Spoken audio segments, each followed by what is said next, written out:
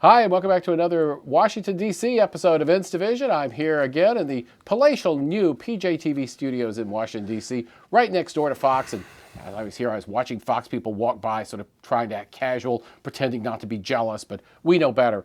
Well, speaking of Fox people, I have here Michael Barone. He's a columnist at the Washington Examiner, a resident fellow at AEI, and a co-author of the Almanac of American Politics, a regular Fox News contributor, and his newest book is Shaping Our Nation, How Surges of Migration Transformed America and Its Politics. Well, we're out of time. It's been nice having you here. You got it all out. That's great. It's a long introduction, but you're a man of many accomplishments. Well, and it's very nice to be in this palatial new studio. PJTV prospers. Thank you so much. Well, we're now about 4 months roughly out from the 2014 elections. Barack Obama is saying that Dems, they have trouble with midterms. And a lot of Democratic politicos seem to be kind of avoiding him.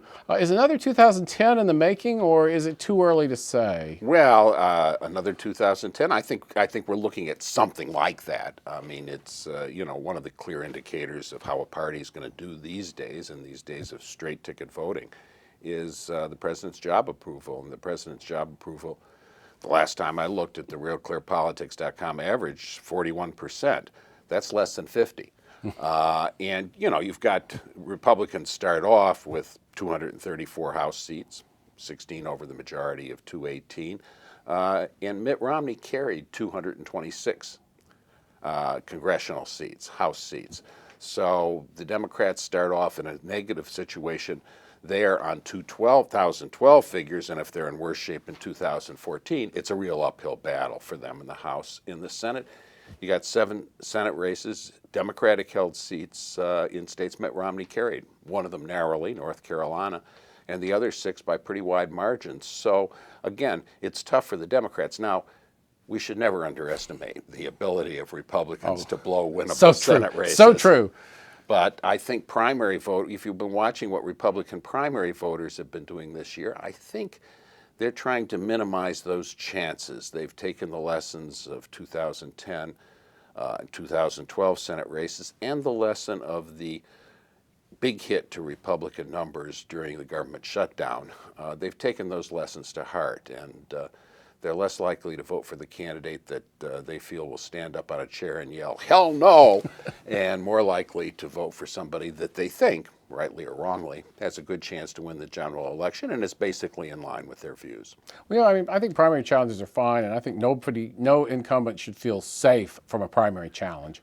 But the value of the sword of Damocles is that it hangs, not that it falls. So you don't want to snip the thread too often, I guess. Well, something like that. I mean, to members of Congress who lament that we're not in the good old days when everybody got along and we socialized together and everything, I do like to point out that the framers of the Constitution did not have it in mind that serving in the Congress should be a pleasant lifetime occupation. They seem to think rotation in office might be a good idea. George Washington set an important example in that regard. And competition tends to improve performance in life generally, and I think that probably is true in elections. I think that's right. Now, one interesting thing I've seen is the polls show more and more Americans identifying themselves as independents rather than as Democrats or Republicans.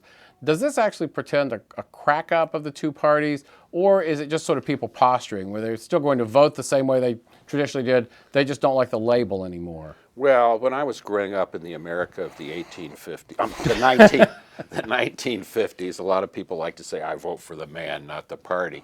And that's an attractive rhetorical posture. But actual voting data tells us that we vote as much straight ticket as we did in the 1940s. We moved away from straight tickets in the late 60s, 70s, 80s. We have moved back to that. You've only got 26 House seats out of 435 which voted for the presidential candidate of one party and a congressman of the other party. That's the lowest number since the election of 1920, which I don't claim to have covered. So, that was, Warren G. Harding, the Republican candidate, beat the Democrats 60-34, and the Republican carried all 5 boroughs of New York City. That doesn't happen very often in presidential races. So, this was, we are actually that. A lot of independents now are basically Republican voters who are angry with the Republicans. Their leadership's not doing a good enough job. They're not advancing principle enough, or they're frustrated by the inability of Republicans in Washington to achieve legislative results. They've got the House of Representatives. They don't have the Senate. They don't have the presidency, the White House, the executive agencies, so they're frustrated. And they're not identifying as Republicans. It's one of the reasons why you see lower ratings of Republicans in Congress than Democrats in Congress. The reason is that people who identify as Democrats all give the Democrats in Congress, most of them give them a good rating. A lot of people who identify as Republicans, and almost everybody who identifies as independents, don't give Republicans in Congress a positive rating. Yeah, I think that's right. Which brings us to the Tea Party movement. And is the Tea Party movement a spent force, or have its followers just sort of burrowed in, or what's going on? Well, I think the Tea Party movement has had an important and profound effect on the Republican Party. And one of the things we see now, for example, coming up legislatively, is the renewal of the Export-Import Bank. This was a no-brainer for years. Ex-Im Bank was giving big loans to Boeing and General Electric. Gee gosh, who wants to go against them? They had lots of Democrats lined up, lots of Republicans. Was this way? Now we've got a serious possibility that the House of Representatives is going to prevent the reauthorization of the Ex-Im Bank, and they're going to have to start moving office furniture out of the building. That's a little unusual, and that says something about the Tea Party. It says something about the primary defeat of Eric Cantor in Virginia, who was a backer of the Ex-Im Bank. That's going. I think, in a way, I think I compared the Tea Party movement of the early 2010s, if we can call the decade that, to the peace movement of the early 1970s, 40 years before. When you get a whole lot of new people in politics, you get a certain number of wackos and weirdos and witches. You also get some people that turn out to be solid citizens with views on serious issues, war and peace, size and scope of government, who have good political skills. People like Senator Ron Johnson of Wisconsin. He had a plastics business in Oshkosh and decided to run for the U.S. Senate. And you know what? He's pretty good at it. And he won the election against a three-term Democratic incumbent who had strengths of his own. And he's performed ably in the Senate. So I think, the Tea Party has reshaped the Republican Party. You still have a certain number of people who were always against the Republican establishment. I know many of them. I love them, but some people are perpetual againers, and it's probably good for any political party to have a certain number of persistent againers to keep them honest and subject them to the discipline of competition.